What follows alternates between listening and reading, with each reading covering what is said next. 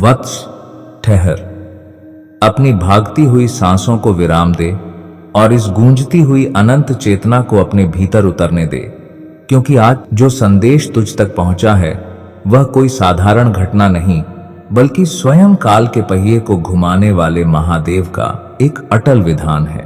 तू सोच भी नहीं सकता कि अदृश्य ब्रह्मांड में इस समय तेरे लिए कैसी उथल पुथल चल रही है। जो अंधकार तुझे चारों ओर से घेरे हुए है,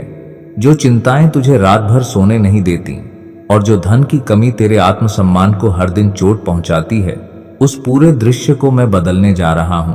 क्योंकि आज से तेरे जीवन में धन और समृद्धि का एक ऐसा गुप्त मार्ग खुलने जा रहा है जो तेरी कल्पनाओं से भी परे है। तू अक्सर सोचता है कि तेरी प्रार्थनाएं मुझ तक नहीं पहुंचती। तू रोता है, तड़पता है और अपनी नियति को कोसता है,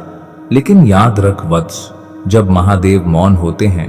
तब वह तेरे आने वाले कल के लिए किसी बहुत बड़े चमत्कार की नींव रख रहे होते हैं।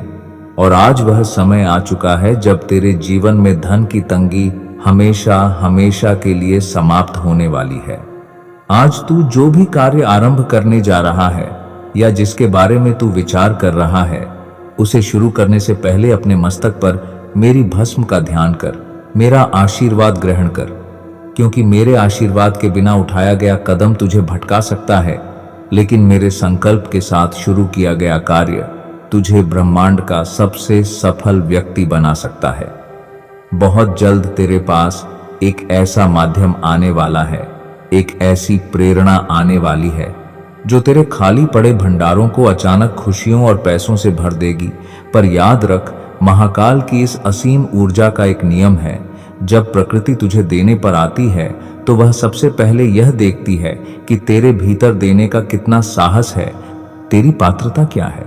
संसार में वही व्यक्ति सदा संपन्न और सुरक्षित रहता है जो केवल संचय नहीं करता, बल्कि ईश्वरीय कार्यों में अपनी श्रद्धा की आहुति देता है। जरा विचार कर उस राह चलते व्यक्ति के बारे में जिसका नाम राघव था, जो अपनी अंतिम पूंजी खोकर हताश बैठा था, लेकिन जब उसने अपनी जेब के अंतिम हिस्से को एक अत्यंत बीमार और असहाय वृद्ध की जीवन रक्षक दवाओं के लिए बिना किसी स्वार्थ के समर्पित कर दिया, तब ब्रह्मांड की गुप्त शक्तियों ने उसके जीवन में ऐसे द्वार खोले कि आज वह करोड़ों की संपत्ति का स्वामी बनकर दूसरों का पेट भर रहा है। जब तू इस दिव्य वाणी के प्रवाह से जुड़ता है और सामने दिख रहे इस पावन सेवा केंद्र के स्कैनर पर अपनी इच्छा, अपनी सामर्थ्य के अनुसार 11, 21, 51, 101 या जो भी तेरी श्रद्धा हो अर्पित करता है, तो वह केवल एक धन का टुकड़ा नहीं होता, बल्कि वह तेरे प्रारब्ध के उन भयानक पापों,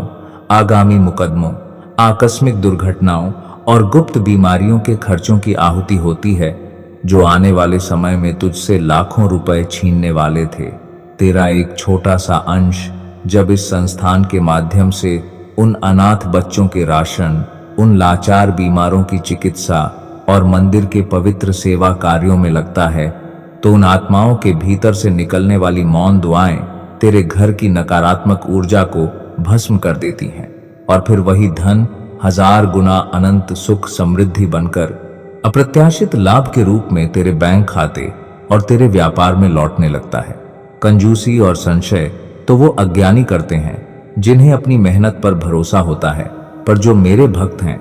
वो जानते हैं कि पूरी सृष्टि का मालिक जब उनके साथ खड़ा है तो उनका दिया गया एक एक रुपया उनके पूरे परिवार, उनके बच्चों के भविष्य के लिए एक सुरक्षा कवच बन जाता है, जो उन्हें हर संकट और बुरी नजर से सदा सदा के लिए सुरक्षित रखता है।